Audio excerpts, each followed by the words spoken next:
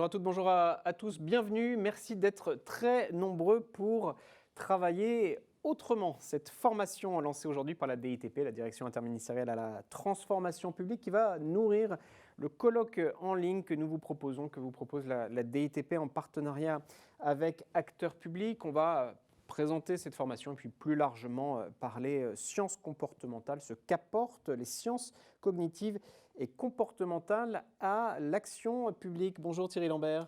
Bonjour Monsieur Henry. C'est le délégué interministériel à la transformation publique, une formation, je le disais, que vous lancez aujourd'hui, qu'on va vous présenter dans les moindres détails jusqu'à 16 heures. Je le dis là, hein, les règles du jeu, si je puis dire. Vous avez à la droite de vos tablettes, de vos ordinateurs, de vos écrans, un onglet chat, un onglet questions. Allez-y. Posez vos questions, j'essaierai de les relayer tout au long de l'heure et demie que nous allons passer ensemble. Si je ne parviens pas à relayer toutes vos questions, sachant que vous êtes plus de 2000 inscrits aujourd'hui, on reviendra vers vous de manière individuelle. Thierry Lambert, merci d'être avec nous. Pourquoi faut-il travailler autrement? Quelle évolution souhaitable du travail? Oui, bonjour Monsieur Henry. Puis je voudrais commencer d'ailleurs ce qu'on apprend dans la formation par dire merci à tous ceux qui ont contribué à construire cette formation, qui est un travail de quand même plusieurs mois avec des experts, avec des agents qui ont testé aussi. Enfin, on y reviendra tout à l'heure. Ouais. Mais je voudrais les remercier vivement pour leur concours et pour le succès de cette formation que j'ai fait moi-même et que j'ai trouvé très intéressante. Alors, pourquoi on a senti le besoin de faire cette formation? On a commencé en fait... Comme toujours, hein, les crises sont des accélérateurs de conscience et pendant la crise sanitaire, à l'issue du premier confinement, on s'est rendu compte que l'administration n'était pas prête pour le télétravail et qu'en fait, ça révélait beaucoup de sujets d'organisation du travail, de management, de pratiques collectives. Et donc, on avait sorti à cette époque-là un guide assez rapidement, en lisant avec la DGFP, pour donner des outils très concrets pour permettre de recréer le collectif à distance. Mais on a vu que ce n'était pas suffisant et donc, je vais revenir, on a voulu aller plus au fond finalement des freins, de bien les identifier pour aller comprendre comment effectivement améliorer l'efficacité du travail collectif qu'on avait très vite identifié, n'étant pas seulement un travail de travail collectif à distance, mais en fait en mode hybride ou en présentiel, parce que c'était bien les fondamentaux du management qu'on réinterrogeait. Donc ça, c'est le premier point. Et puis le deuxième point, c'est, comme vous l'avez entendu de Stanislas Guerini, notre ministre de la Transformation et de la Fonction publique, un des points cardinaux de sa feuille de route est l'attractivité de la fonction publique. Oui. Il l'a redit à Nantes au début du mois, devant les élèves de l'IRA, où il a lancé un petit peu cette feuille de route sur l'attractivité. On a besoin de faire quelque chose, ça ne va pas, on a plein d'emplois vacants, moins de personnes qui viennent au concours. Il faut absolument s'attaquer à ce sujet et c'est bien ce que le ministre souhaite le faire. Alors il y a tout un travail qui est fait sur les parcours, les rémunérations, qui sont des sujets importants. Mais l'attractivité, ce n'est pas seulement un sujet de feuille de paye, comme le dit le ministre. C'est aussi tout ce qu'il y a autour. Pourquoi, finalement, une mission, un collectif devient attractif pour s'y joindre et venir y travailler. Alors, c'est tout le programme Fonction publique plus que le ministre a annoncé, sur lequel on est en train de travailler avec les DGAFP pour justement créer, non pas du réglementaire, mais une dynamique d'amélioration continue avec des engagements clairs pour permettre de transformer finalement nos administrations afin qu'elles deviennent de plus en plus attractives et notamment les collectifs de travail. Le ministre, vous le citez, hein, son intervention début février à l'IRA de Nantes, il était venu sur le plateau d'Acteurs Publics il y a 2 jours nous dire qu'il y a les textes, effectivement, puis il y a l'incarnation, le management et la nécessité de dépasser certaines postures qui sont installées durablement, je vais dire structurellement dans le secteur public. Le micromanagement, le présentéisme sont des enjeux qu'il faut dépasser, ça aller au-delà des postures. Oui, parce que, pour 2 choses. D'abord, derrière Travailler autrement, il y a le programme de transformation publique. Oui. Et c'est pour ça d'ailleurs que la DITP a été mandatée pour Fonction publique plus et puis également pour s'est saisie de cette formation parce que, encore une fois, notre enjeu, et on le sait, l'enjeu d'efficacité de l'action publique, c'est une action publique plus proche, plus simple, plus efficace, plus transversale, plus collaborative, fondée sur l'intelligence collective, sur les collaborations, les partenariats. Et effectivement, nos modes de fonctionnement très bureaucratiques, très verticaux, ne sont plus aujourd'hui ce qui permet d'atteindre l'efficacité de l'action publique. Et donc, cet agenda de débureaucratisation, si j'ose le terme, est vraiment ancré dans notre feuille de route à la DITP, de cette feuille de route qui nous est donnée par le gouvernement et donc qui est très portée par le ministre. Donc, par cette formation, on veut donner des moyens concrets pour s'améliorer sur ces méthodes qui visent à responsabiliser les agents, à les piloter par les résultats et les objectifs et non plus par les moyens, par la norme, par l'instruction, par le commandement uniquement, mais bien par des méthodes nouvelles. Alors ça, c'est le premier point. Et le deuxième point, vous savez que pour cette efficacité de l'action publique, à la DITP, nous croyons beaucoup à l'impératif de mettre l'humain au cœur de l'efficacité de l'action publique.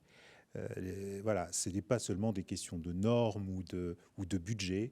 Il y a un moment, voilà, des hommes et des femmes qui mettent en œuvre les politiques publiques, des hommes et des femmes qui sont les bénéficiaires, les destinataires de ces politiques publiques. Et donc, c'est pour ça que nous avons beaucoup investi sur notre équipe de sciences comportementales qui a produit beaucoup de choses sur différents sujets et vous y faites référence assez souvent.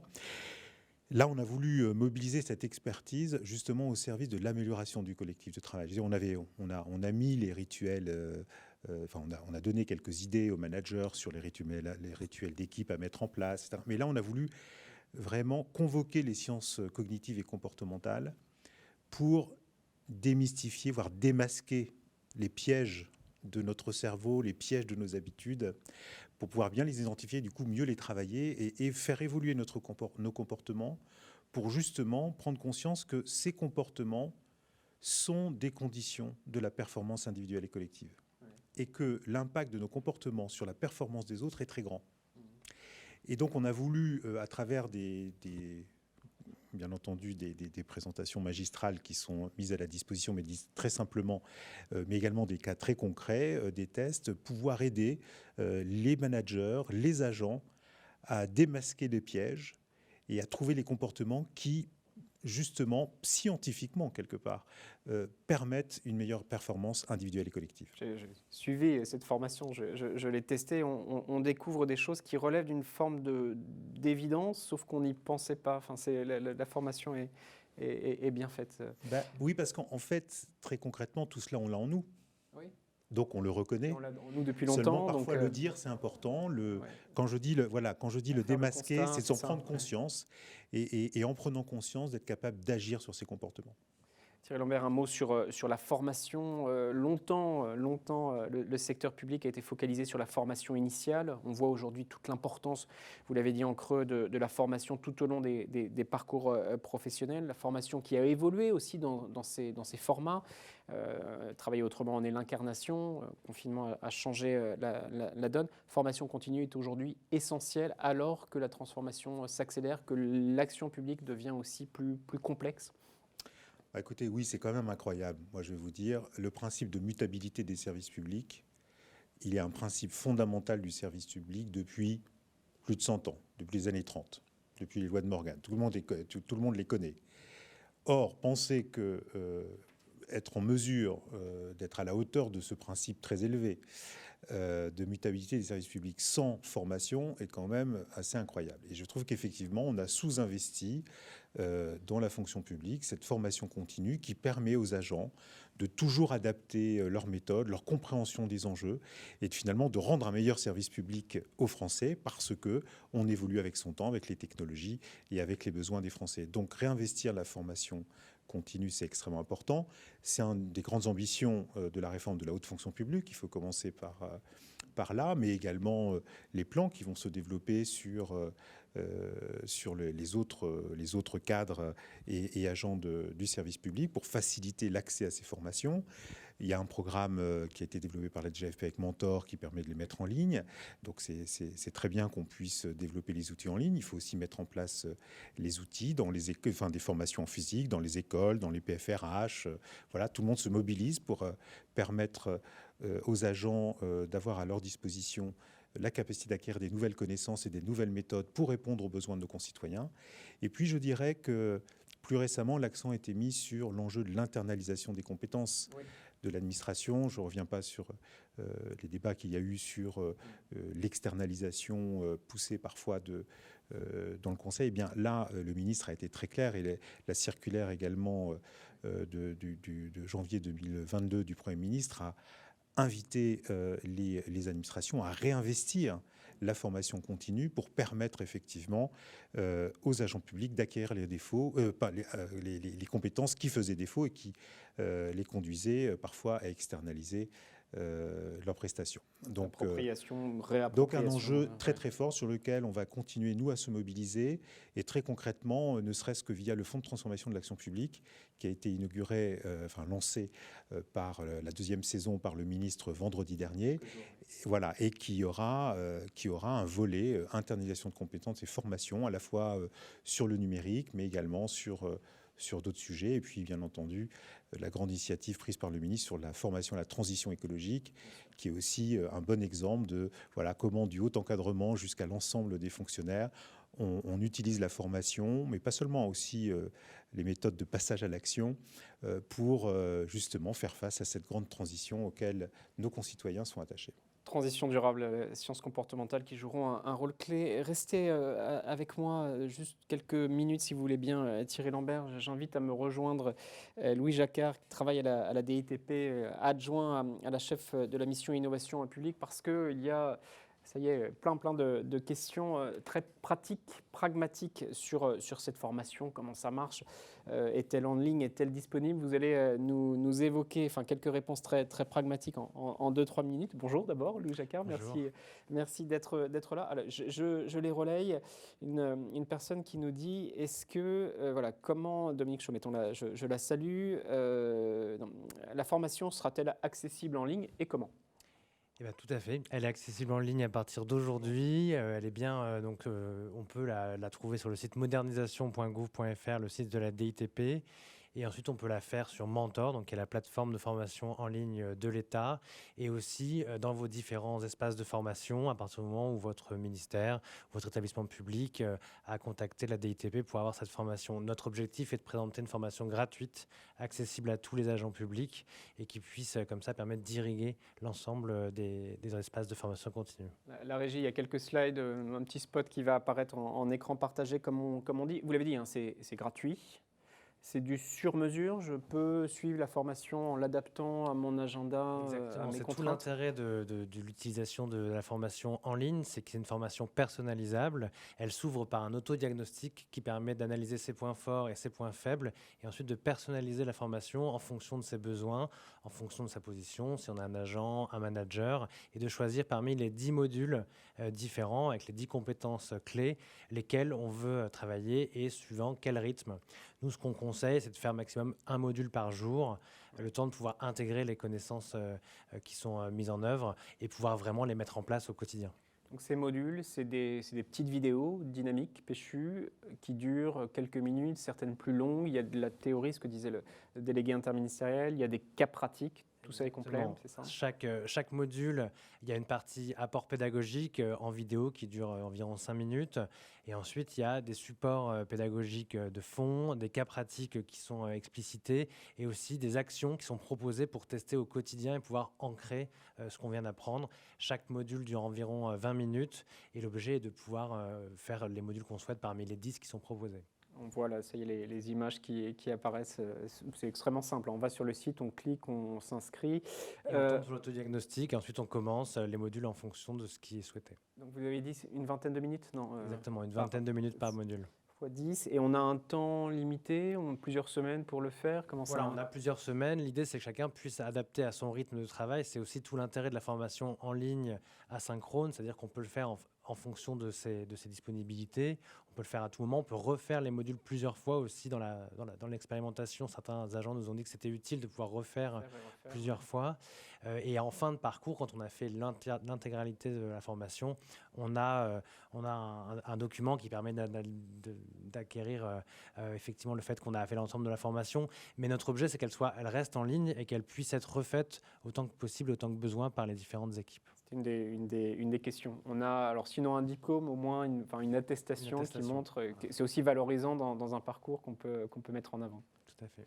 Vous restez avec moi, on va lancer la première table ronde. Un mot de conclusion, on a évoqué les choses. On voit que c'est très riche, on voit que c'est pratique, ça embrasse un enjeu assez récent, enfin vous l'avez évoqué, mais qui va monter en puissance, ces sciences comportementales. Ouais, moi je trouve que l'équipe a fait un super travail, c'est un bel outil, un bel objet qu'il ne faut pas voir comme un guide à appliquer à la lettre, qui est vraiment une invitation à la réflexion sur soi, sur ses propres comportements, mais aussi comment on travaille en équipe. Encore une fois, non pas juste, et c'est important pour le bien-être de tous et de soi, mais également, et on le voit, un lien très fort à la performance collective et individuelle.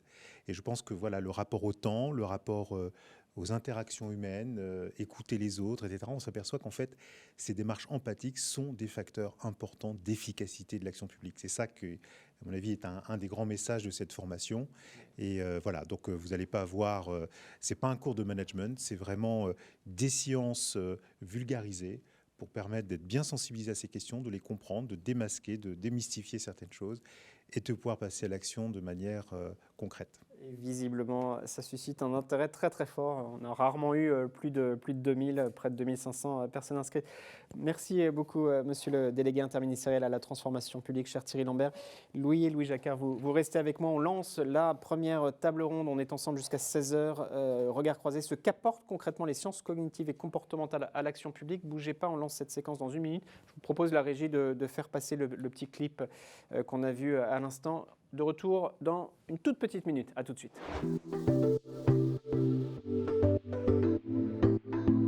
Voilà, de retour en direct. Merci d'être toujours aussi nombreuses, aussi nombreux pour cet échange autour des sciences comportementales et de la formation Travailler autrement. Qu'apportent concrètement les sciences cognitives, les sciences comportementales à l'action publique? C'est l'objet de notre premier regard croisé. Merci à mes 4 invités d'être avec moi. Stéphane Giraud, bonjour. Bonjour. Vous êtes responsable du programme Sciences comportementales à la DITP. À vos côtés, Albert Moukébert, bonjour. Bonjour. Psychologue clinicien, docteur en neurosciences cognitives, une des figures de ces enjeux sur les sciences comportementales. On est très heureux de vous avoir avec nous. Louis Jacquard, vous êtes toujours là, adjoint à la chef de la mission innovation publique à la DITP. Et à vos côtés, Guénaël Vallet, bonjour. Bonjour. Chef du programme interministériel de formation Mentor. Beaucoup de questions. Continuez à nous les poser. Vous posez notamment cette question, est-ce que dans la territoriale, on peut avoir accès à la formation sous votre contrôle, Louis Jacquard? Oui, on va sur le site de la DITP. Dans l'hospitalière, c'est pareil. Et une question sur l'éducation nationale. Bon, pareil, cette formation est accessible à tous les agents. Elle va se développer. C'est bien ça. Et j'essaye de relayer toutes vos questions. Si j'y arrive pas, on reviendra avec la DITP de façon individuelle vers vous pour lancer ce regard croisé. Je me tourne vers vous, Stéphane Giraud. Question large sur les sciences comportementales. On en parle depuis un petit moment, mais quels sont les enjeux? Qu'est-ce que ça apporte concrètement à nos services publics, à l'action publique? On peut partir du constat que le comportement humain, il est au cœur de quantité de problématiques, des politiques publiques, du fonctionnement des organisations. Et ça tombe bien, il y a des disciplines scientifiques, ces sciences comportementales, ça peut paraître évident, qui s'intéressent donc aux déterminants du comportement humain, mais avec une lecture un petit peu particulière qui est de se dire que ces comportements sont fonction de la manière dont on réagit dans nos environnements, dont on réagit à des contextes, et que ça nécessite de s'intéresser aux processus psychologiques qui font qu'on réagit de telle ou telle manière. C'est des choses qu'on a pu mobiliser sur des problématiques de politique publique, sur des sujets de simplification, et qui évidemment font sens aussi sur les fonctionnements des organisations et sur la manière de mobiliser les agents publics. Derrière, ça invite à 2 types principalement de pratiques. D'une part, mobiliser des connaissances existantes via la recherche scientifique, ou alors des connaissances qu'on enrichit avec des travaux qu'on est amené à mener. Ça invite aussi à des travaux d'expérimentation. C'est ça aussi la démarche scientifique, c'est de tester les choses, de les confronter au terrain, d'identifier des solutions nouvelles et de vérifier leur adéquation avec le réel. Et d'une certaine manière, c'est ça les sciences comportementales. C'est un double ancrage de l'action publique et de ses fonctionnements dans le terrain, à la fois par des travaux diagnostiques qui partent des connaissances et puis qui les confrontent via ces travaux d'expérimentation. Et avec ça, on arrive à faire des choses qui sont plus adapté potentiellement au comportement humain. C'est ça vraiment la philosophie de cette démarche, c'est de s'adapter vraiment à l'être humain plus que de chercher à éventuellement à le faire évoluer. Merci Stéphane Giraud. En prolongement, le constat qu'a posé Stéphane Giraud, une forme de logique à la création, au lancement de cette formation. Rappelez-nous peut-être son origine. Effectivement, cette formation s'inscrit dans la suite du travail qu'on avait fait sur le télétravail. En 2020, il y a eu un bouleversement, comme le rappelait Thierry Lambert tout à l'heure, des formes d'organisation du travail, l'accélération de la mise en place du télétravail, sa généralisation ensuite, ont vraiment mobilisé les équipes différemment et ont conduit les équipes à se réinterroger sur leur façon de travailler ensemble. Dans la poursuite de ces travaux qu'on avait menés en 2020 et en 2021, on a souhaité aller plus loin, mobiliser les sciences comportementales pour nous aider à voir quel biais était présent, qu'est-ce qu'on pouvait dire de façon scientifique sur ce sujet, comment on pouvait développer de nouvelles pratiques à la fois au niveau individuel, comment s'interroger sur sa propre organisation du travail, sa propre gestion du temps, mais aussi en collectif. On trouve que c'est particulièrement intéressant de le faire à l'échelle d'une équipe pour que tout le monde puisse avoir ce même grammaire, cette façon, ce vocabulaire commun pour identifier les différentes perceptions des comportements réels. Et on trouvait que c'était très intéressant de mobiliser de façon assez novatrice ces sciences comportementales sur ces sujets de management. C'est pour ça qu'on a souhaité mettre en place cette formation, qu'on a expérimenté l'année dernière auprès de 1000 agents des services déconcentrés, des établissements publics, d'administration centrale.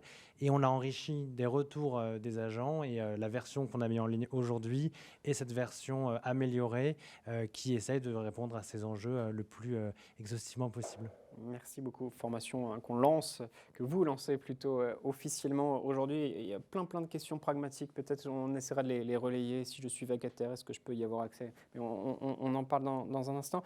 Albert Moukébert, merci d'être là.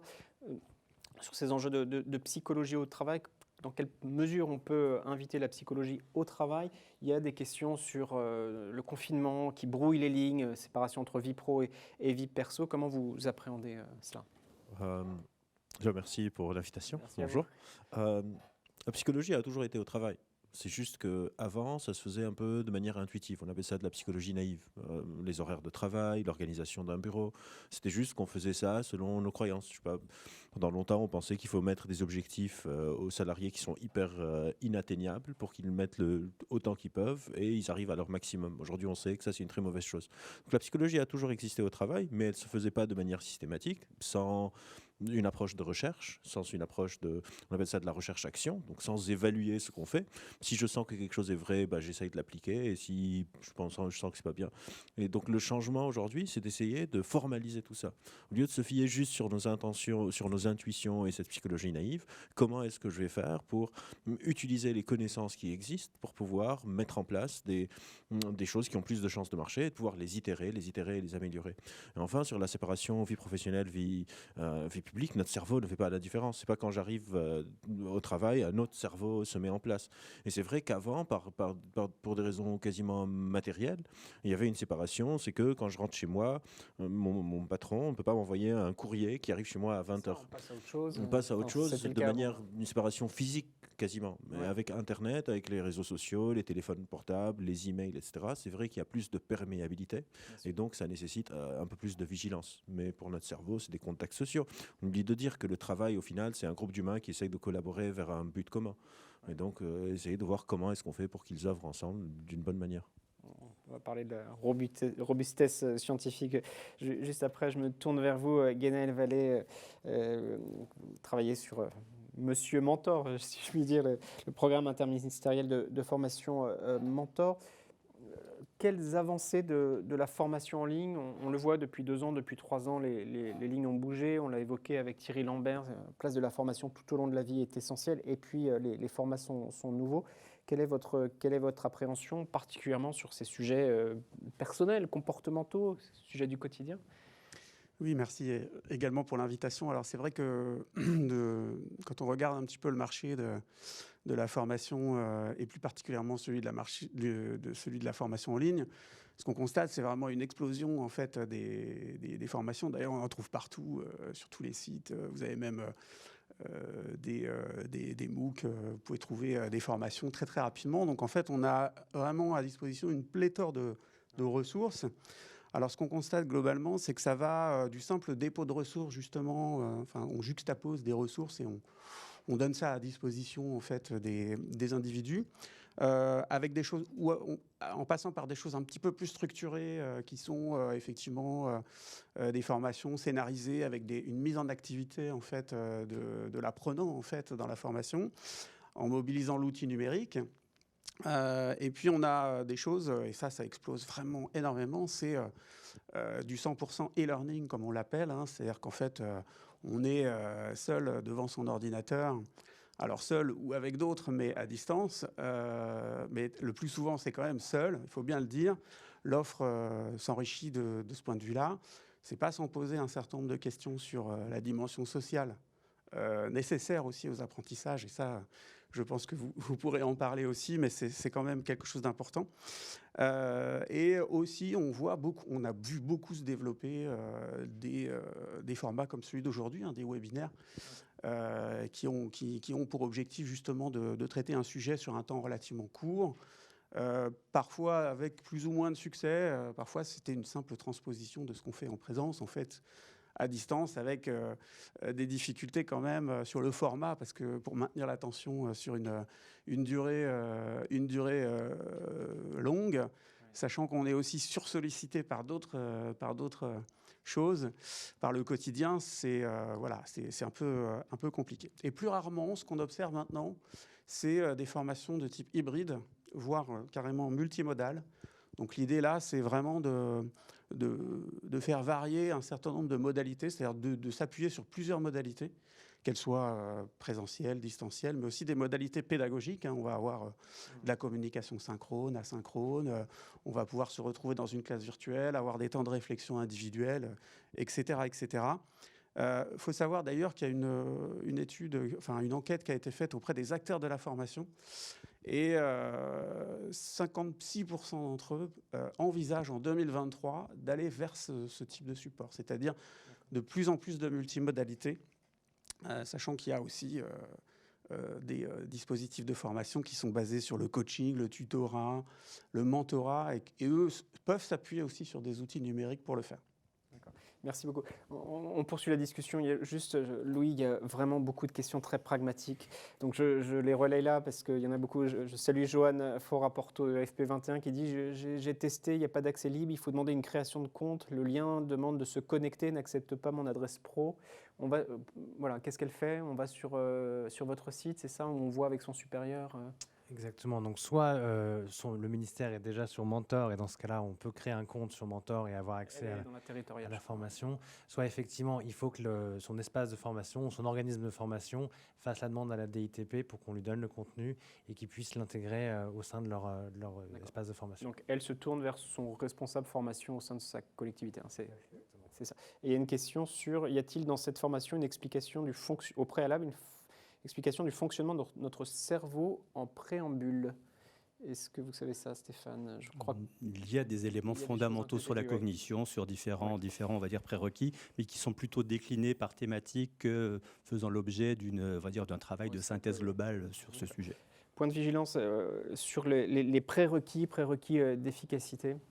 Alors, prérequis, plus exactement, cette formation, elle se concentre sur les individus, elle essaie de leur permettre de mieux se comprendre, de mieux se connaître et d'avoir des bonnes pratiques, et c'est fondamentalement vertueux. Mais de manière la nécessité, l'intérêt de mobiliser les sciences comportementales, j'aimerais insister sur quelque chose, à savoir le fait que le but du jeu n'est pas forcément d'avoir une focale individuelle à chaque fois.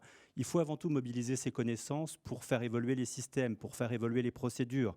Ce que les gens pourront y trouver individuellement, c'est avant tout des choses qui certes peuvent permettre de faire évoluer des pratiques quotidiennes, mais aussi de penser autrement les systèmes, de penser autrement les organisations. Et de ce point de vue-là, ça s'adresse en particulier aux managers. Et il y a un vrai rôle particulier de la hiérarchie là-dessus, parce qu'un des fondamentaux comportementaux, c'est notre besoin de symétrie d'effort. Et clairement, il faut qu'il y ait une forme d'exemplarité, de mobilisation de ces méthodes à titre personnel, mais aussi à titre collectif, pour qu'elles fassent pleinement sens. Il ne faut pas que ce soit un outil d'optimisation individuelle, mais vraiment quelque chose qui permette de penser autrement des collectifs, et même, j'insiste là-dessus, des process. C'est-à-dire que ce qu'évoquait par exemple Albert sur la question des modes de communication, de l'impact des révolutions numériques sur nos modes de contact, c'est des choses qui invitent non pas juste à en prendre conscience et à mettre un peu de bonne volonté, mais à penser des process qui permettent de compenser ces penchants. Merci beaucoup. Albert Moukébert, en prolongement, question sur la robustesse, votre analyse sur la robustesse scientifique des travaux, des méthodes autour de ces enjeux de management. C'est un domaine qui est en train d'évoluer très vite, pour plusieurs raisons. Il y a des raisons économiques, c'est-à-dire les boîtes ont envie de faire en sorte que ça se passe le mieux possible. Et c'est vrai qu'avant, encore une fois, on avait cette approche intuitive. Donc avec l'arrivée de moyens de faire des sortes de mini-laboratoires un peu dans toutes les boîtes, j'ai eu l'opportunité d'accompagner plein de boîtes qui se sont mis en télétravail, des boîtes qui se sont mis en la semaine de 4 jours par exemple. Il y a plein de modes de travail qui sont en train d'être questionnés. Une grande partie de l'organisation du travail n'est pas basée sur des recherches. Par exemple, pourquoi on travaille 5 jours? C'est parce que des mouvements populaires ont réussi à arracher 2 jours sur 7. Il n'y a pas une raison fondamentale, productiviste, qui dit qu'on bosse mieux 7 heures par jour, 8 heures par jour, et pas 4 ou pas 10. Donc il y a tout un monde à réinventer, à questionner, à voir comment est-ce qu'on va faire. Et je pense qu'on est en train de gagner avec cet accompagnement, avec ces questionnements sociétaux, de la robustesse, dans le sens où il y a aussi de plus en plus de chercheurs qui réalisent que le travail sur le terrain, ces projets de recherche-action, ces itérations, ces mises en place de protocoles expérimentaux peuvent être aussi intéressants, aussi stimulants, parfois même plus féconds que l'environnement hyper contrôlé du laboratoire. Et donc je pense qu'il y a vraiment ce changement où il y a de plus en plus de chercheurs qui sont en train de s'emparer du terrain, et c'est très bien, et donc qui donnent des résultats de plus en plus robustes, ce qu'on ne voyait pas particulièrement avant. Avant, il y avait peut-être la psychologie du travail ou quelques domaines qui s'intéressaient de loin à l'entreprise, et nous, on était vraiment dans des modes expérimentaux, dans des laboratoires, et c'est une bonne chose que c'est en train de se répandre. C'est-à-dire qu'il y a un intérêt accru du monde de la recherche sur ces enjeux-là, d'autant plus accru, j'imagine, que ça évolue très vite. Exactement, c'est-à-dire l'appétence ne vient pas juste du côté des acteurs publics ou des entreprises, mais aussi du côté des chercheurs qui voient en fait qu'on appelle ça des conditions écologiques, c'est-à-dire d'étudier des gens dans leur vie quotidienne, peut même à nous, en tant que chercheurs, nous apporter plus de clés de compréhension de comment on fonctionne que dans des environnements hyper contrôlés. La science est souvent très objectivante, et on comprend que l'humain est un individu subjectif. Et donc il y a toute une nouvelle science de la subjectivité à créer. Et je pense que cette science de la subjectivité ne peut se faire que sur le terrain, dans des environnements écologiques, donc au lieu de travail, parfois peut-être dans les bars, dans les restos, un peu partout où on vit. Mais merci beaucoup. Je reviens vers vous, Louis Jacquard, de manière concrète, opérationnelle. Qu'apportent les sciences comportementales, les sciences cognitives en matière de management du quotidien, management des équipes? Effectivement, donc comme cela a été dit, l'intérêt c'est d'utiliser les derniers enseignements des sciences comportementales et du management pour comprendre les causes racines des difficultés, pour aller vraiment dans les comportements réels et pas forcément rester sur une partie théorique ou intuitive, mais vraiment s'intéresser aux causes profondes, ce qui permet de modifier les comportements de manière durable. Les sciences cognitives permettent de mieux comprendre le fonctionnement d'un individu ou d'un groupe d'individus, la façon dont les décisions sont prises, les biais cognitifs qui peuvent être à l'œuvre, les différents schémas qui peuvent se répéter, qui aboutissent à tel jugement ou telle décision, ou les raccourcis de pensée qui font qu'on prend une décision sans forcément la questionner. Donc l'intérêt de cet apport des sciences cognitives et comportementales sur le management, c'est qu'on réinterroge ces évidences ou ce qui peut paraître d'aller de soi, et en le réinterrogeant collectivement, hein, comme on le disait tout à l'heure, il y a vraiment un enjeu à ce que ce soit fait au niveau d'une équipe entière. Oui. Donc c'est à la fois une prise de conscience individuelle, mais qui est partagée avec ses collègues, qui est soutenue par sa hiérarchie. C'est bien aussi que le manager lui-même comprenne et devance sur ces éléments-là de sensibilisation et de prise de conscience de ces différents éléments. On a des transformations qui sont durables et qui sont intéressantes, hein. Le retour de l'expérimentation qu'on a fait l'année dernière était très marquant sur ce point-là, puisqu'effectivement, on avait des très bons retours à la fois des équipes et des managers qui percevaient ce que vous disiez tout à l'heure, qui peut paraître des évidences, mais qui, en le disant, déjà permettent de sensibiliser, et qui, en plus, en le faisant collectivement, permettent vraiment d'avoir une discussion nouvelle au sein des collectifs de travail sur ces différents éléments. Concrètement, c'est comment est-ce qu'on organise le temps, comment est-ce qu'on embarque l'équipe, Comment est-ce qu'on apprend à mieux connaître l'autre, l'importance des moments de convivialité. Alors, on a compris intuitivement pendant le confinement qu'il était important de remettre des rituels, mais là, l'intérêt, c'est de recomprendre pourquoi scientifiquement c'est important, pourquoi c'est important de s'intéresser aux autres et comment le faire. Et tout l'intérêt de la formation, c'est de donner des pistes, des actions au quotidien à tester concrètement. À vous écouter, je me tourne vers vous, Ganaël Vallet, à vous écouter tous les quatre, on voit qu'il y a aussi un lien fort entre les sciences comportementales et les formats de formation, formation individuelle, formation collective, la question du temps, de l'organisation du temps. On a un regard sur Ganaël Vallet sur la formation. Certains peuvent adhérer et puis après lâcher la formation pour différentes raisons. Une formation en ligne qui peut apparaître déshumanisée. Quels sont vos constats et quelles sont les réponses que vous pouvez porter pour que les agences et ceux qui nous regardent ne décrochent pas, si je puis dire? Oui, en effet, ça c'est un enjeu majeur parce que, je l'ai dit tout à l'heure, il y a une profusion de l'offre et on constate qu'effectivement, il y a un écart qui s'est creusé entre ceux qui la mobilisent naturellement, en fait, les individus un peu autodéterminés, qui savent exactement où ils vont et qui vont naturellement dans ces formations, et les autres qui n'y vont pas, pour des raisons d'ailleurs qui sont très différentes. Alors moi, ce que j'aimerais rappeler quand même, c'est que avant toute chose, se former, c'est quand même réserver du temps de cerveau. C'est-à-dire qu'on peut croire qu'avec les moyens technologiques et l'instantanéité d'un certain nombre de contenus de formation qui sont disponibles un peu partout, on va pouvoir se former entre deux réunions, comme ça, en 5 minutes, avec une petite capsule vidéo, même si elle est très bien faite. Et d'ailleurs, c'est pas aussi simple. Et d'ailleurs, dans la formation Travailler autrement, c'est aussi ça. L'idée, c'est que derrière, il y a une réflexion qui est amenée autour d'une ressource. C'est-à-dire qu'on a bien une mise en activité, et donc il faut du temps de cerveau.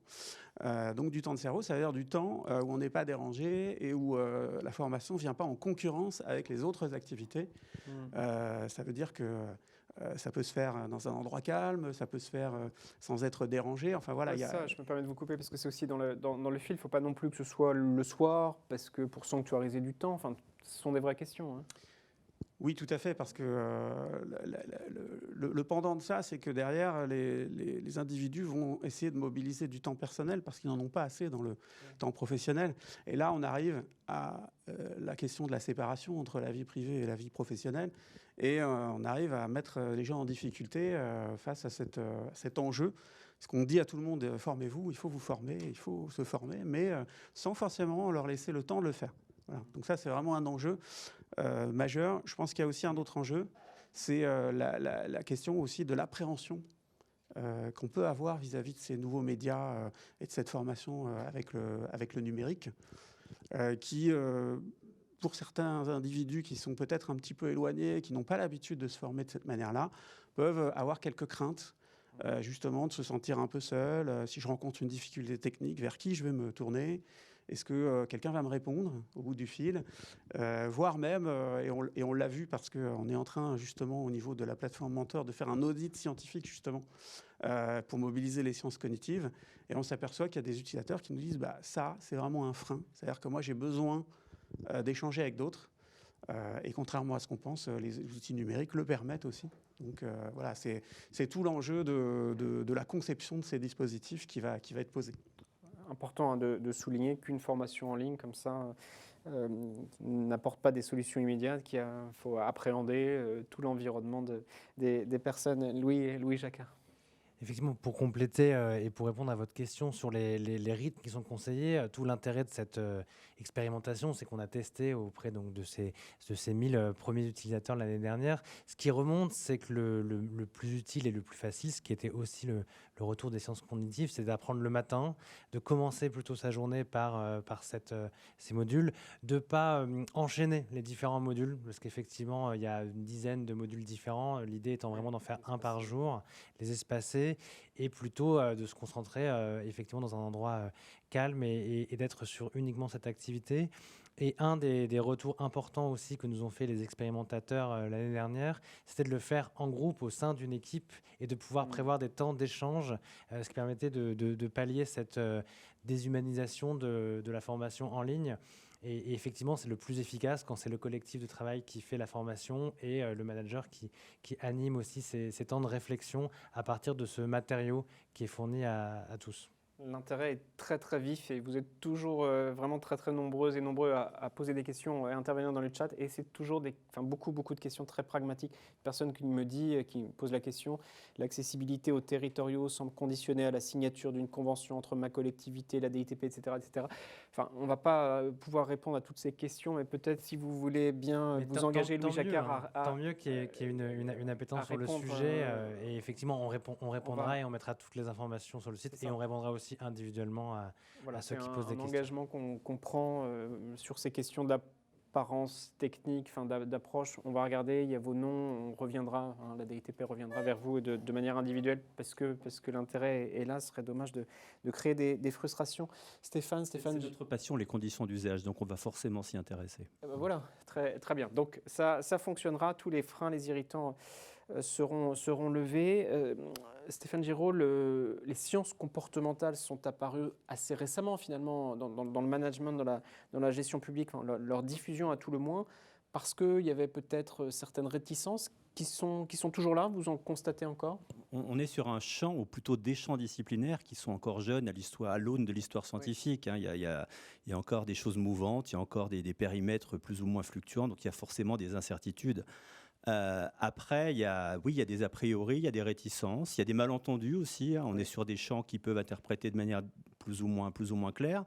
Mais il y a quand même dedans le mot science. Et le mot science, il invite à faire appel à des expertises. Et c'est ça le point de vigilance peut-être principal qu'il faut pousser sur ces sujets. C'est que ça nécessite de mobiliser des expertises qui soient claires, qui soient avérées, sous réserve des travaux d'actualisation qu'évoquait Albert, de la robustesse qu'il faut mettre là-dedans.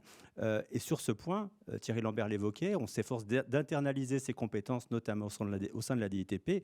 Mais j'invite également les autres administrations, non seulement à recourir à ce genre de dispositif, mais à internaliser aussi ces compétences, à aller trouver des experts, à faire des passerelles avec le monde de la recherche. Je dis ça tout en sachant que c'est quelque chose de compliqué, hein, que les silos sont là et que ce n'est pas forcément évident à mettre en place, que ça se heurte à des problématiques parfois juridiques, parfois RH, mais il y a nécessité d'aller plus loin là-dessus. Et deuxièmement, au-delà du fait de s'appuyer sur des recherches, des expertises clairement identifiées, il y a un autre enjeu de positionnement, c'est-à-dire, je vais peut-être avoir l'air de me répéter un peu, mais ne pas en faire un exercice qui soit un levier d'amélioration, d'optimisation individuelle. Oui, ça fait partie du paysage, mais vraiment, il faut aller plus loin. Et ça veut dire notamment qu'il faut mobiliser ces expertises de la manière la plus native possible, dans la manière dont on conçoit des structures, des organisations. Je fais le parallèle avec les travaux qu'on mène sur des politiques publiques. Oui, de temps en temps, ça fera sens de mobiliser ces expertises pour faire en sorte que les comportements individuels changent. Mais le plus simple pour le faire, c'est de ne pas trop tout miser, tout focaliser sur les individus. Donc de penser des cadres réglementaires qui soient adaptés à la psychologie humaine, par exemple. Donc il y a ce sujet de montée en puissance des expertises, et puis de curseur, d'essayer d'être le plus structurel et le plus global, le plus structurant donc possiblement. Merci beaucoup Stéphane Giraud. Albert Moukébert, en prolongement, il y a des phénomènes, si je puis dire, phénomènes psychologiques qui sont problématiques dans le fonctionnement des organisations. Quels sont-ils? Oui, il y en a. Sinon, je pense qu'on ne serait pas là. Il y en a plein. Je pense que le plus simple, c'est de faire genre un de chaque niveau. Parce que comme disait Stéphane Giraud, c'est que on ne peut pas penser la psychologie humaine juste à partir de l'individu. Parce que, surtout quand on parle de travail, comme j'ai dit au début, le travail, c'est une collaboration d'individus. Et donc, il y a des difficultés qui peuvent se loger à 3 échelles. À l'échelle individuelle, par exemple, à l'échelle individuelle, on peut penser au stress, au burn-out, au surmenage, sentir que je suis dépassé, le manque de confiance en soi, etc. Donc des facteurs individuels et où on a beaucoup de choses qu'on peut mettre en place pour essayer de lever ces difficultés. On peut penser au niveau qu'on appelle le niveau méso, le niveau moyen, c'est le niveau social. Donc moi et par exemple mon unité. Et dans ce cas-là, on peut penser à ce qu'on appelle les injonctions paradoxales. Par exemple, je dis à quelqu'un, on va autonomiser les équipes, mais on continue à faire du micromanagement. On dit, vous pouvez avoir du flex office, et puis on dit à quelqu'un, pourquoi tu n'es pas venu au boulot, pourquoi est-ce que tu fais du télétravail. Donc ces injonctions paradoxales au sein d'un groupe social. Méso, c'est moyen. Donc il y a micro, méso, macro. Okay. Micro, c'est l'individu, méso, le moyen, et macro. Donc au niveau méso, donc moyen, on peut faire ces travaux de cohérence et d'évitement de ces injonctions paradoxales qui existent encore beaucoup. On veut faire des formations, mais ce n'est pas suffisant. Est-ce qu'on est prêt aussi à mettre à faire les changements comportementaux qui viennent derrière. Quand, je sais pas, on parle de diversité et d'inclusion, mais est-ce que c'est juste pour en parler ou faire derrière? Parce que sinon, on érode la confiance, et donc la dépendabilité est un facteur très important au travail, de sentir que je peux dépendre sur mes collaborateurs. Quand ils disent quelque chose, savoir qu'ils vont le faire. Et après, une difficulté plutôt au niveau macro, donc au niveau des systèmes. Je reviens à ce que disait Stéphane, c'est très important d'avoir ce qu'on appelle une cohérence systémique, c'est-à-dire notre cerveau est un organe qui est comparatif, on est tout le temps en train de se comparer les uns aux autres, et si on n'a pas une cohérence systémique, donc par exemple on fait cette formation et on demande juste à certaines, je sais pas comment on dit, strates hiérarchiques de la faire, mais quand on monte en échelon, il n'y a personne dans les directeurs par exemple qui ont fait la formation, on n'a plus un socle commun. L'exemplarité que mentionnait Stéphane. Par exemple, et donc on appelle ça ne pas surresponsabiliser les individus et donc invisibiliser le système. Si je mets toute la responsabilité sur les individus en leur disant je vous ai mis une formation à disposition, donc maintenant vous devez ne plus être stressé, utiliser les sciences cognitives pour bien bosser et personne ne fait d'autre le travail, on n'a pas ce socle commun de réalité, donc ce langage commun, ces notions communes pour qu'on puisse tous travailler d'une bonne manière ensemble. Une vraie appropriation au niveau micro, macro, méso, micro. J'y arrive. Le temps passe, il est 16h24. Je salue monsieur Brice, Christophe Brice, en charge, le Jacquard c'est pour vous, en charge du développement managérial au département du Nord. Je souhaiterais que nos managers puissent accéder à la plateforme Mentor, domaine @lenord.fr. Voilà, on revient vers lui. On est ensemble jusqu'à 16h. On va basculer sur la deuxième table ronde avec un regard croisé. Ils ont testé, ils ont expérimenté la formation. Que nous disent-ils? Mais juste peut-être un dernier tour de table très succinct, si vous voulez bien. Alors, pas pour résumer, mais les conditions nécessaires pour une sensibilisation. On l'a vu, Stéphane Giraud vous l'expliquait en creux, un travail de pédagogie est encore nécessaire. Comment faire pour les semaines, les mois à venir, pour qu'une sensibilisation, une formation comme celle que nous présentons aujourd'hui soit le plus efficace? On démarre avec vous, Louis. Oui, effectivement, je pense qu'on l'a bien redit. L'idée, c'est que ce soit systémique, que ce soit l'ensemble du système qui le fasse. C'est aussi la raison pour laquelle nous, on invite tous les organismes qui veulent rentrer dans cette logique à nous contacter, nous ou la DGAFP avec Mentor, pour mettre en place cette formation. Nous, on l'imagine bien, pas par des individus, mais bien l'ensemble d'un système de formation qui rentre dans ce dispositif et avec une vraie animation au sein des collectifs de travail pour que ça fonctionne. Oui, c'est ça, qu'elle ne soit pas lâchée comme ça, mais accompagnée. Je pense que vous allez avoir beaucoup de mails ou beaucoup de réponses à formuler. Tant mieux. Guénel Vallée, votre conclusion, le message fort pour que tout cela infuse et se développe. Alors, je pense qu'il y a un message fort. Je reprendrai le micro, les différents niveaux. Je pense qu'au niveau micro, c'est important de laisser aussi, et dans le cadre de la formation, il faut laisser un certain degré de liberté aux agents pour qu'ils puissent se former, un petit peu quand ils le peuvent, quand ils le veulent, de leur donner de l'autonomie aussi dans le choix et la finalité et les modalités de la formation aussi. Et d'ailleurs, c'est ce que tu disais, c'est que on n'est pas obligé de tout faire, on choisit de naviguer comme on veut dans la formation. Donc ça, c'est plutôt le niveau micro. Le niveau méso, moi je dirais que c'est l'environnement du travail et c'est la place aussi du manager qui peut-être a un rôle important dans la formation, c'est qu'il doit s'assurer de laisser de la place pour la formation, pour ses agents, et peut-être aussi autoriser la déconnexion des agents pour qu'ils puissent se former. D'ailleurs, la réglementation sur la formation professionnelle le rappelle très bien. La formation professionnelle, c'est du temps de service. Donc, évidemment, il faut l'organiser. Et donc là, le sens du collectif est encore plus fort parce que c'est travailler autrement, c'est aussi se former. Et donc, ça rejoint un petit peu l'idée qui a été donnée ici. Merci beaucoup. Une question, Adèle Ramage. Les sujets semblent très axés internes, relevant du management d'équipe. Trouve-t-on des éléments pour travailler avec les usagers de nos services publics? On posera la question à celles et ceux qui ont testé, à qui on donnera la parole dans un instant. Votre conclusion à tous les deux, peut-être. Allez, Albert Moukébert. Je te laisse pour la fin. Beaucoup d'enjeux. Vous avez bien synthétisé. Ça donne envie d'en savoir plus. Je pense que pour qu'il y ait adhésion, notre cerveau est aussi un organe prédictif. Et donc, il faut pouvoir incarner la connaissance. Il faut que je puisse comprendre pourquoi est-ce que cette formation est importante pour moi.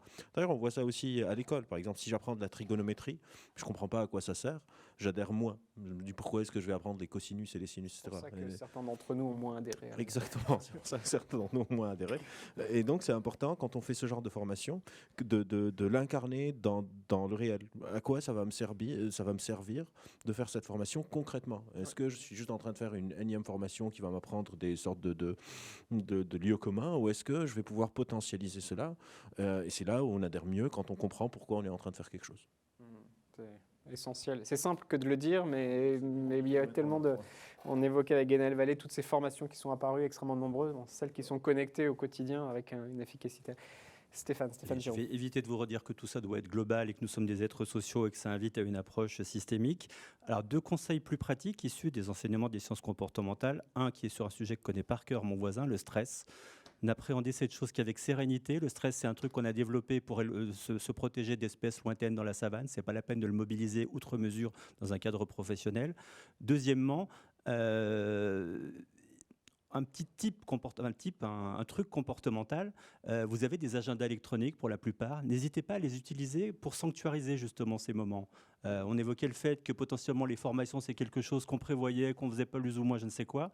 Il faut éviter que nos agendas électroniques, ce soit juste un temps pour mettre des réunions. Il y a d'autres formes de travail, ceux-là, mais même d'autres choses qui sont des travaux solitaires, autonomes, je ne sais quoi. Il ne faut pas hésiter non plus, concrètement, c'est un enseignement des sciences comportementales que je propose très concrètement, à mobiliser ces connaissances pour remplir aussi nos agendas avec ce type de travaux et d'exercices. Sanctuarisons la place de la formation, surtout pour ce format dynamique qui s'inscrit bien dans un agenda. Merci à tous les 4 d'être venus témoigner. Merci à Albert Moukébé. On relèvera vos travaux sur ces enjeux. Stéphane Giraud, merci d'être revenu sur le plateau d'acteurs publics. Guénel Vallée, très, très heureux du côté de la DGAFP. Alors vous êtes monsieur Mentor, c'est ça, chef du programme interministériel de formation Mentor.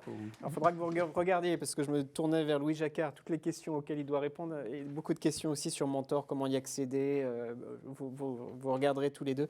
Louis Jacquard, adjoint à la chef de la mission innovation publique à la DITP. Vous portez cette formation. Restez avec nous, on est ensemble, il est 15h29, pardon. On est ensemble jusqu'à 16h. On fait une mini pause d'1 minute. Je demande à la régie de rediffuser la petite présentation de la formation et on bascule. Je vous retrouve dans 1 minute sur notre deuxième table ronde Regard croisé. Ils ont testé travailler autrement, ils pourront répondre. Christelle Minaudier de l'INSEE, Yves Scheinfeigel de la DDT, Direction départementale des territoires de la Haute-Garonne, et Pierre-Irénée Bressolette de la PFRH du Grand Est. Ils en parleront de manière très, très concrète de ces avancées. Bougez pas, à tout de suite.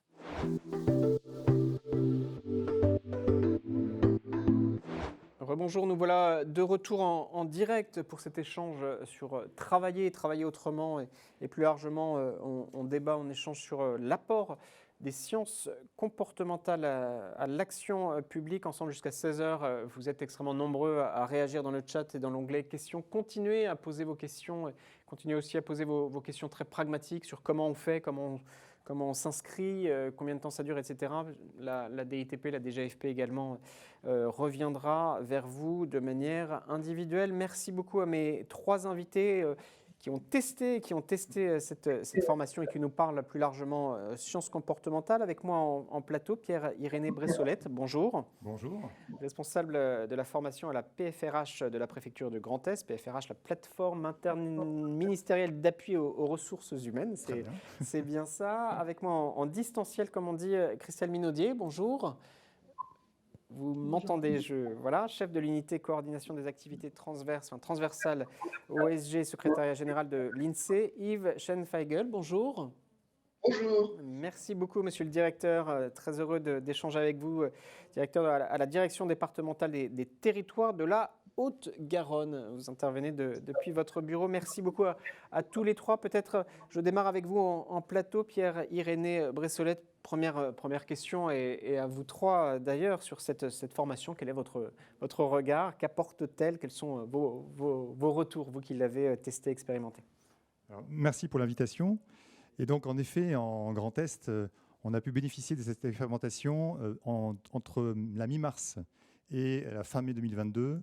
À peu près 250 agents des services de l'État comme des services de la territoriale, du conseil régional, ont pu expérimenter et tester la formation. Et au-delà vraiment des atouts d'une auto-formation en ligne, ils ont souligné vraiment qu'il y avait non seulement cet atout de mixité du public, puisque ça s'adresse aussi bien aux encadrants qu'aux agents, avec l'importance de l'autodiagnostic qui permet dès le début à tout agent, encadrant comme non encadrant, de se positionner et d'avoir une réflexion sur lui-même pour après privilégier les 2-3 modules qui seront ses priorités. Après, il aura bien sûr le temps, s'il veut, de suivre les 7 autres modules. Il y a aussi cet avantage que présente la formation de proposer à l'issue de chaque module des micro-défis. Et ces micro-défis peuvent être vérifiés 1 mois plus tard. Donc, ce qui est très bien, cette souplesse, cette interactivité, en fait, et cet échange que l'apprenant va avoir ensuite avec ses collègues qui auront suivi la formation pour voir un peu où en sont la mise en œuvre de ces micro-défis à faire. J'en donne un, par exemple, dans la gestion du temps, dans le module « Maîtriser son temps », il y a, par exemple, dire, voilà, je mets la tâche la plus difficile en priorité à faire en début de journée. Et donc, voilà, ça peut être un micro-défi à mettre en œuvre. Merci, merci beaucoup. Je le glisse là, hein. Vous êtes vraiment très nombreux à suivre cet échange.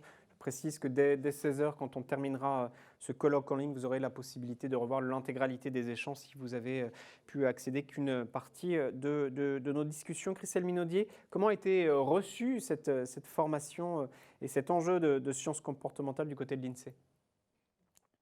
Alors, cette formation, elle a pris place dans le cadre d'un projet que nous avions lancé début 2021 qui s'intitulait « Nouvelles organisations, nouveaux outils pour travailler ensemble ». Et elle a vraiment complètement trouvé sa place dans le cadre de ce projet, puisque c'est travailler mieux, mais ensemble. On pourrait l'intituler « Travailler mieux ensemble », les astuces à connaître et les biais à éviter. Elle a été vraiment jugée efficace, utile. Enfin, le format est idéal.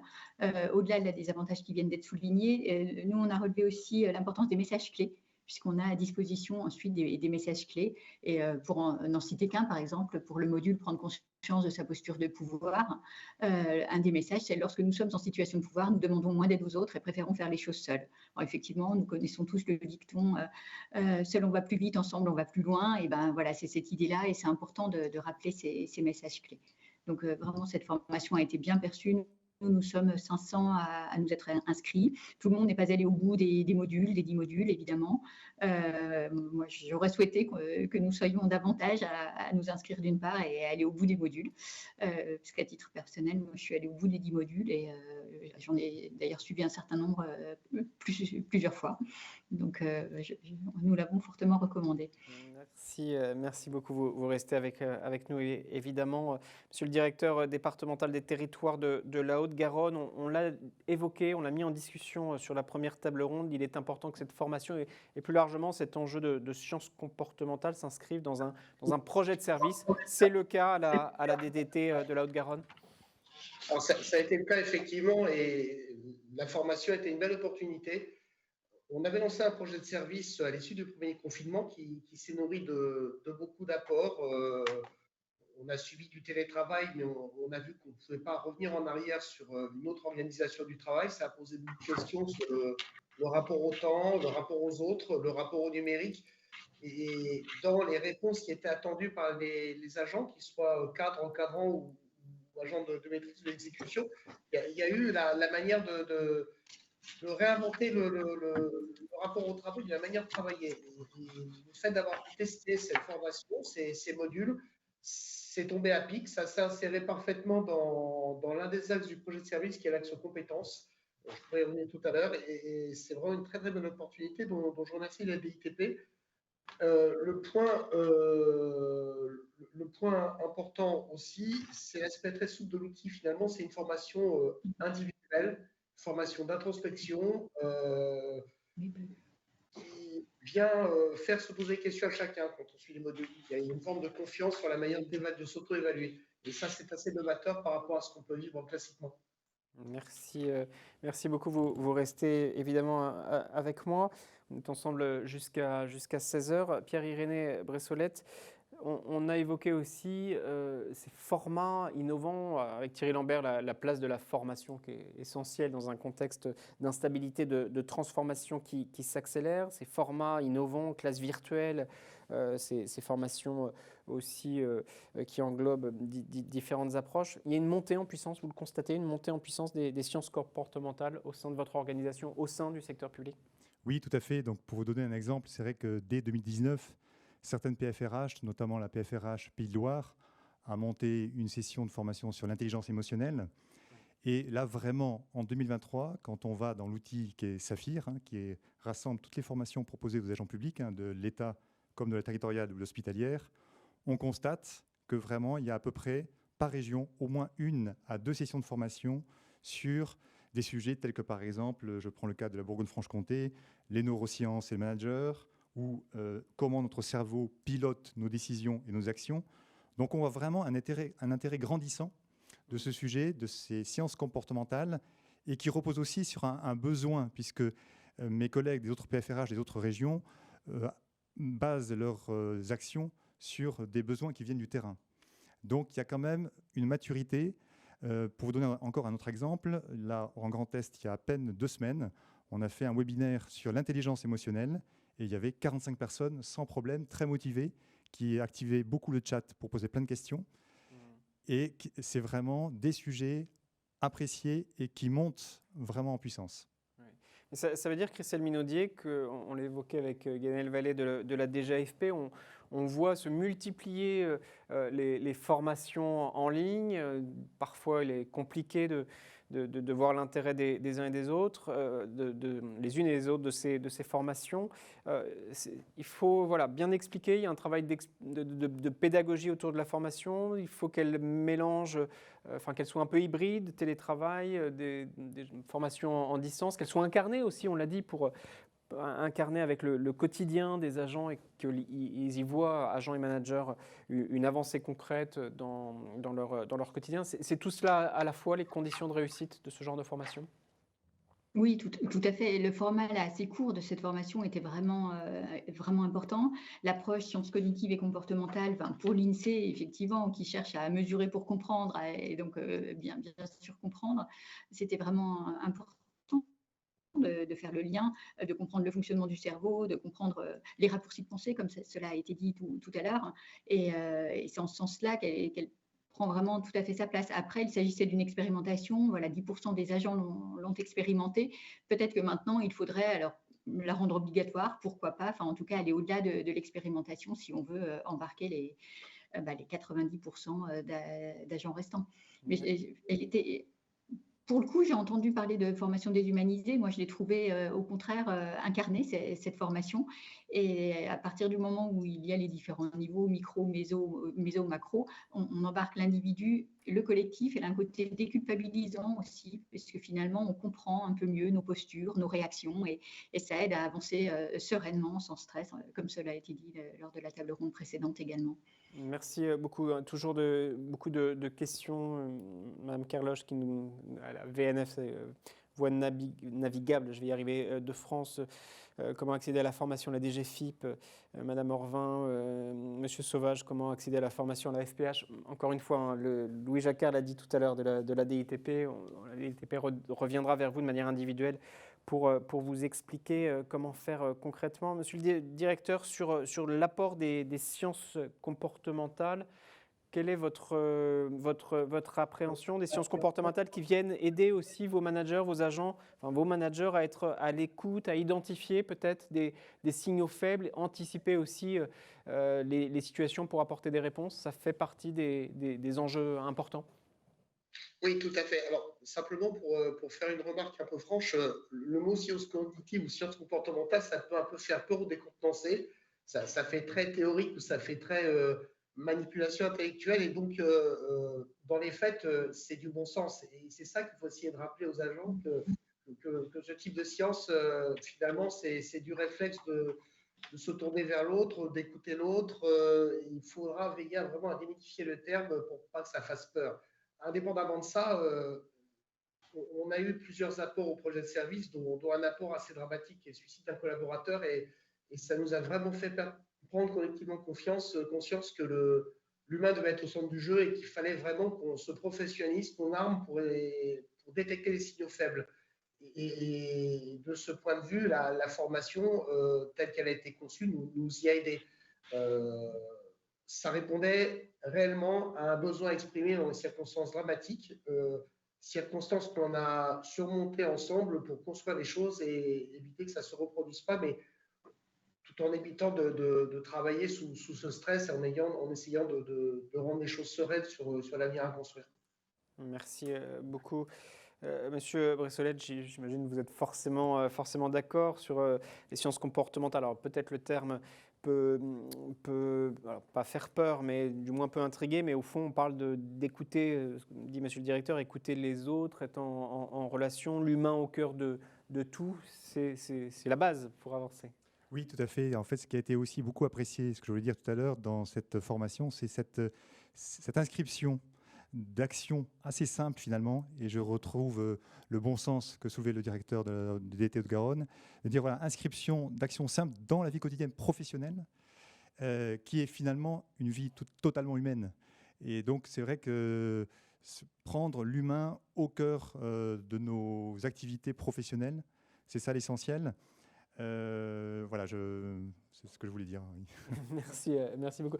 Madame Minaudier, je vous voyais acquiescer quand monsieur le directeur parlait de l'humain au cœur, le fait d'être sur des démarches aussi du quotidien. Tout à l'heure, Stéphane Géraud disait, au fond, dire bonjour, être à l'écoute, ça peut paraître simple, mais c'est bien que de le rappeler. Voilà, vous êtes d'accord? Comment ça s'organise? Qu'est-ce que ça a pu changer pour les 10% de personnes de l'INSEE qui ont testé, qui ont expérimenté cette formation? Je pense que c'est une formation qui aide à travailler mieux ensemble. Effectivement, nous vivons dans un collectif et on réinterroge des évidences. Là, tout à l'heure, on parlait de réinterroger les évidences et en même temps apprendre à connaître la subjectivité, puisque l'humain est un individu subjectif. C'est vraiment cela, en fait. C'est cette attention aux autres pour mieux comprendre les collègues, le manager, quelque part. Et du coup, dans les modules, il y avait des modules dédiés aux encadrants, mais que pouvaient suivre les collaborateurs. Et nous avons vraiment recommandé aux collaborateurs de suivre aussi ces modules encadrants pour qu'il y ait de la compréhension mutuelle. Et c'est cela, en fait, l'attention à l'humain, mettre l'humain au cœur, c'est encore une fois, oui, faciliter la compréhension mutuelle de l'ensemble des collaborateurs. Monsieur Schenfeigel, il y a des questions dans le chat extrêmement nombreuses, notamment des questions de managers qui disent, mais au fond, est-ce que ça risque pas, ça bouscule, ça interpelle, ça fait évoluer les pratiques managériales, est-ce que ça risque pas aussi de les mettre en difficulté d'une certaine manière, puisqu'il peut y avoir des attentes nouvelles des agents, ils peuvent être aussi en difficulté pour y répondre. Est-ce que vous avez eu ce genre de remarques? Est-ce que vous comprenez aussi que ça puisse un peu interpeller des managers qui se voient un peu bousculés dans leur posture, si je résume les choses? Et je pense que le Covid, le confinement, le télétravail forcé sont autant de phénomènes qui ont complètement changé le monde des managers dans la fonction publique. Et cette formation permet de se réinventer et de poser des choses. Ça pose le rapport au temps, à son propre temps de travail, au temps des autres. Ça pose le rapport au numérique, la question de la déconnexion. Ça pose la question de la confiance, de la délégation, du contrôle quand on a des agents qui télétravaillent, des temps collectifs, des temps individuels, de la posture de confiance ou de la posture de pouvoir. Et tout ce qui s'est passé depuis 2020 a profondément changé nos modes de management. Et on ne peut pas continuer à bricoler le management. Il faut qu'on devienne efficient, professionnel, serein pour pouvoir durer. Un cadre, ça doit durer. Et si on n'a pas ce type d'outil, on va s'user, on s'use déjà beaucoup, et tout ce qui pourra nous aider à durer, à être efficace et efficient, est le bienvenu. Cette formation, assurément, l'est. Merci beaucoup, Monsieur Bressolette. Oui, vous vouliez ajouter, Monsieur Bressolette, en prolongement de ces managers qui se voient bousculés dans leur posture, dans leur pratique. Cette question de Madame Bourgeois, Nathalie Bourgeois, je vous salue, merci de votre témoignage. Elle dit on en est très très loin finalement, on est très loin dans la fonction publique de l'État, puis aussi du secteur public, de déhiérarchiser, de dépasser le travail en silo. Ça va demander du temps, pas sûr que tout le monde soit en capacité de se remettre en cause. Il faudrait que le top management se forme et donne l'exemple. Alors oui, en effet, je partage ce point de vue. C'est vrai que c'est comme un paquebot, hein, un navire ne change pas de cap si facilement. Et donc c'est sûr que ça va prendre du temps. Mais il y a quand même dans le top management beaucoup de managers, de hauts managers qui s'intéressent à ces sujets et qui même prennent les moyens. Pour vous dire, là, on a fait un webinaire avant Noël sur l'intelligence émotionnelle et on avait 3 directeurs adjoints qui d'ailleurs nous ont remerciés de faire ce type de webinaire pour prendre conscience en tant que membre du CODIR et top manager de ces évolutions et de cette nécessité à former les agents et même à pratiquer en fait ces nouveaux comportements, si je puis dire. Et c'est d'ailleurs, je voulais juste terminer pour l'aspect de la formation. La formation n'est pas le seul levier pour vraiment qu'il y ait une mise en pratique ou une prise en compte de ces sciences comportementales. Il y a aussi, en effet, vraiment l'importance du levier des directions. Une volonté un petit peu directoriale dans chaque structure de dire, ben voilà, on va tous, en tant que dans un projet service, faire émerger quelque chose et changer nos pratiques. Merci beaucoup. Implication du top management, on est très heureux d'avoir un DDT, directeur départemental des territoires. À tous les deux, Monsieur Schenflegel et Madame Minaudier, sur la premier regard croisé, première table ronde, il y avait cette question de sanctuariser le temps de la formation. Il est difficile, nous le disaient les 4 intervenants, de trouver un temps de cerveau disponible. Il ne faut pas que ces formations interviennent le soir quand on est chez soi, parce que vie pro et vie perso, il faut respecter les frontières. Et en même temps, c'est compliqué de trouver un temps sanctuarisé quand on est sans cesse assailli de messages, de mails et autres. Qu'est-ce que vous en pensez et comment on organise? Est-ce qu'il faut comment sanctuariser ce temps de formation? Comment l'organiser, Madame Minaudier, pour que ça marche? Comment faire pour avoir du temps de cerveau disponible? Alors effectivement, on peut inciter les agents à sanctuariser des temps de formation dans leurs agendas, matin, soir. Moi, j'avoue que je n'ai pas d'avis. En fait, cela peut dépendre des préférences individuelles. Encore une fois, je pense que le format le permet parce que ce sont des modules qui sont courts. On peut tout à fait écouter en fait un module sur smartphone. Ça passe très bien. Moi, j'ai testé à la fois sur ordinateur, sur smartphone. On peut réécouter. Du coup, ça, encore une fois, c'est très agréable et ça fait partie de la pédagogie. Il faut une impulsion de la direction pour que les agents se forment et ensuite accompagner ce changement, de renouveler la communication pour insister sur l'existence de ce type de formation. Nous, on a 45% des encadrants qui ont suivi dont des directeurs d'établissement, et eux nous ont fait un retour très positif sur l'apport de la formation au quotidien. Donc effectivement, on ne bricole pas avec le management, comme M. Schenflegel l'a dit. Il faut offrir des opportunités de se former et de rassurer en fait sur les méthodes de management. Ça s'apprend aussi et cette formation vraiment y concourt.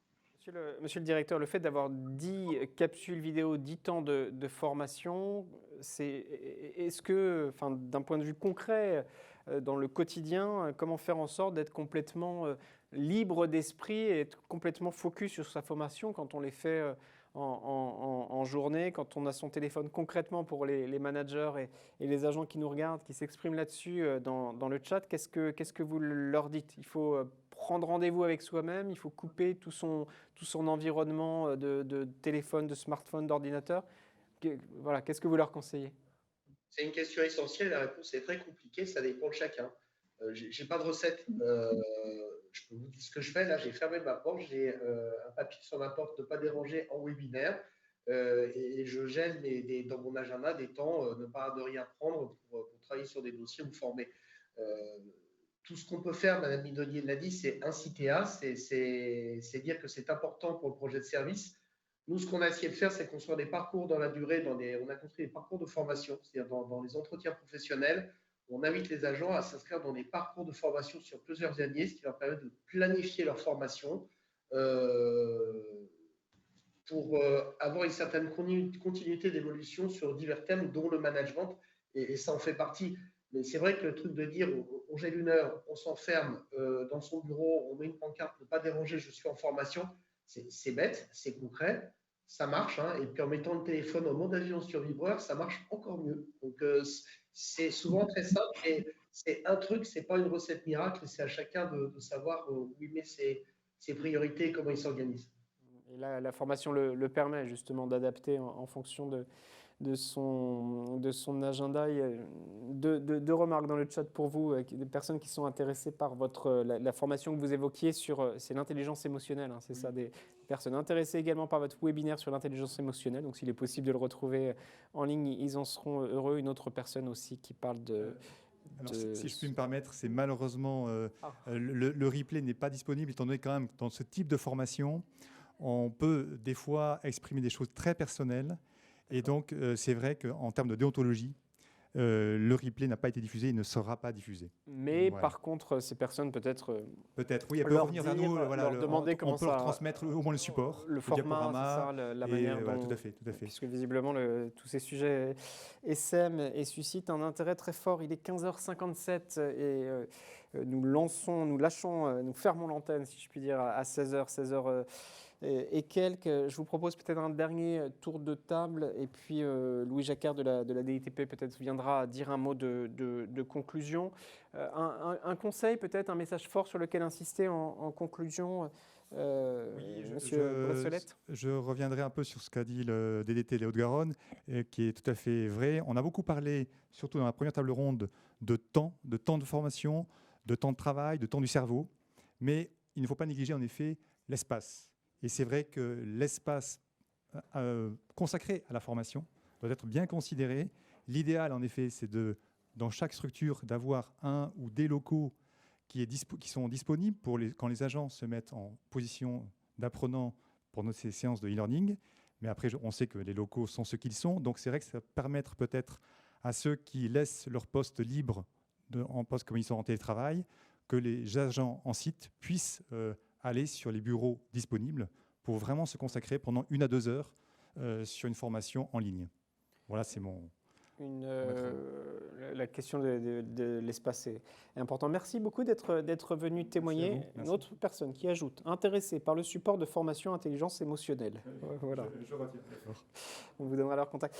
Votre conclusion, peut-être le message fort sur lequel vous voulez insister pour celles et ceux qui nous regardent, Monsieur le Directeur, peut-être Monsieur le Directeur, le message fort sur lequel vous souhaitez conclure. Le message fort, nos cadres, nos agents ont une charge mentale forte par la charge de travail à laquelle on est confronté. Il faut se professionnaliser et cette formation, c'est un outil, une grande opportunité pour gagner en sérénité, alléger notre charge mentale et durer. Et donc, saisissez-vous de cette opportunité et trouvez la paire d'heures qui va bien. Et c'est faisable dans 1 semaine. Finalement, c'est peu et c'est beaucoup pour votre charge mentale, pour votre manière de vivre votre travail et pour travailler autrement. Merci beaucoup. Je salue Monsieur Henri Thévenin dans le chat qui pose la question du terme scientifique. Quels sont les systèmes d'études des comportements que vous utilisez? Quels sont vos référentiels scientifiques? Alors, M. Moukever et Stéphane Giraud ne sont plus là. Mais on leur relaye votre questionnement et qu'ils reviennent vers vous de façon précise. Madame Minaudier, votre conclusion, le message fort sur lequel vous voulez insister, le conseil pour celles et ceux qui nous regardent et qui sont extrêmement nombreux cet après-midi. Je vais rejoindre ce qui a été dit. Il faut prendre le temps de se former. C'est un investissement parce que ça permet de se comprendre, de comprendre les autres et de gagner en sérénité, en efficacité. Donc, insistez sur vraiment, prenez le temps de vous former. Effectivement, dégager 20 minutes, une demi-heure pour suivre un module, c'est complètement accessible.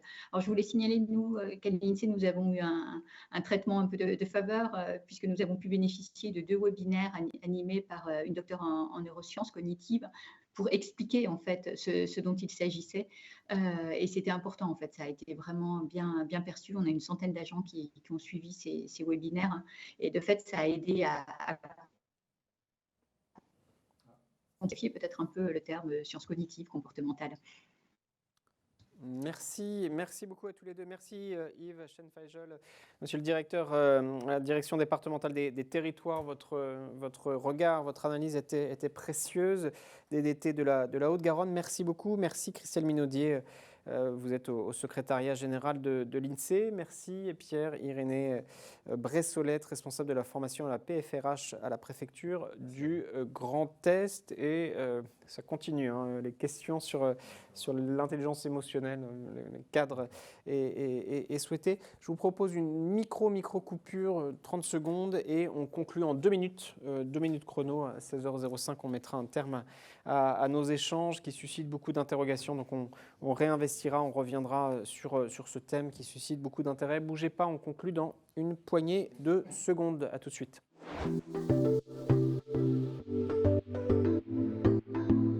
Merci d'être là. On conclut nos travaux en quelques secondes, quelques minutes. Merci à vous toutes et vous tous d'avoir été aussi nombreuses et nombreux. Si vous avez pu suivre qu'une partie de nos échanges ou si vous prenez en route, vous avez la possibilité, dès qu'on termine le colloque en ligne, de pouvoir revivre l'intégralité des échanges. Vraiment beaucoup de témoignages, beaucoup d'inscrits. Louis Jacquard, vous revenez, hein, adjoint à la chef de la mission innovation publique à la DITP, un intérêt extrêmement fort. Oui, effectivement, nous, on est très contents de la réussite de ce webinaire. Effectivement, on reviendra vers l'ensemble des personnes qui ont pu poser des questions, notamment d'accès, comment ça fonctionne. Donc, l'idée étant que chacun puisse accéder directement à la formation si le ministère ou l'organisme est agréé avec Mentor, et sinon de passer par le site modernisation.gouv.fr, le site de la DITP, pour pouvoir ensuite que son espace de formation soit connecté avec notre contenu. L'objet de cette formation, c'est que ce soit disponible pour tous les agents publics.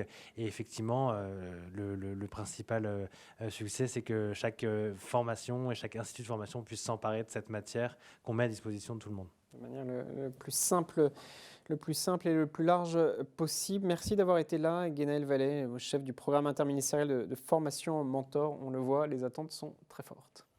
Oui, les attentes sont très fortes et c'est tout l'objectif de Mentor, hein, ce programme, parce que c'est une plateforme, mais c'est aussi un programme de formation. Tous les ministères, tous les acteurs de la formation contribuent sur Mentor. Alors la DITP est un gros contributeur, mais il y a aussi plein d'autres formations qui sont disponibles sur des sujets très, très variés, avec des modalités de formation très différentes. On a constaté un petit pic de fréquentation sur Mentor pendant le webinaire, ce qui est plutôt réjouissant, parce que voilà, l'offre n'est pas toujours suffisamment connue, et c'est vrai que je remercie vraiment la DITP qui a vraiment joué le jeu, notamment celui de la stratégie éditoriale du programme Mentor, pour proposer des formations vraiment collées aux besoins. Et je terminerai par citer une phrase, si vous me l'autorisez, qui, moi, m'inspire beaucoup. C'est un certain Bertrand Schwartz qui disait « En bref, pour qu'un adulte accepte de se former, il faut qu'il puisse trouver dans sa formation une réponse à ses problèmes, dans sa situation. » Voilà. Donc, je pense que de ce point de vue-là, la formation Travailler autrement répond à ce besoin, et le succès de ce webinaire le montre également. Je pense que c'est très important pour les gens qui vont concevoir ces formations. Merci beaucoup à tous les deux. Vous avez du travail pour répondre à toutes les personnes. Merci à toutes les personnes, tous les intervenants de cette heure et demie que nous avons passé ensemble pour leur témoignage. Merci beaucoup aux équipes de la TITP, Vincent Lavec et Louis Jacquard. Vous m'avez aidé à concevoir ce programme. Merci à Claire Bonnetier, Christophe Garnier, Elisabeth Savicki. Merci à Thierry Lambert qui a lancé cet échange. Merci aux équipes d'Acteurs Publics TV, pilotées par l'excellente Myriam Otmani, Mehdi Daes, Rémi Lefebvre. Merci d'avoir été extrêmement nombreux. Tous les échanges sont à revivre sur nos supports. Je vous dis à bientôt.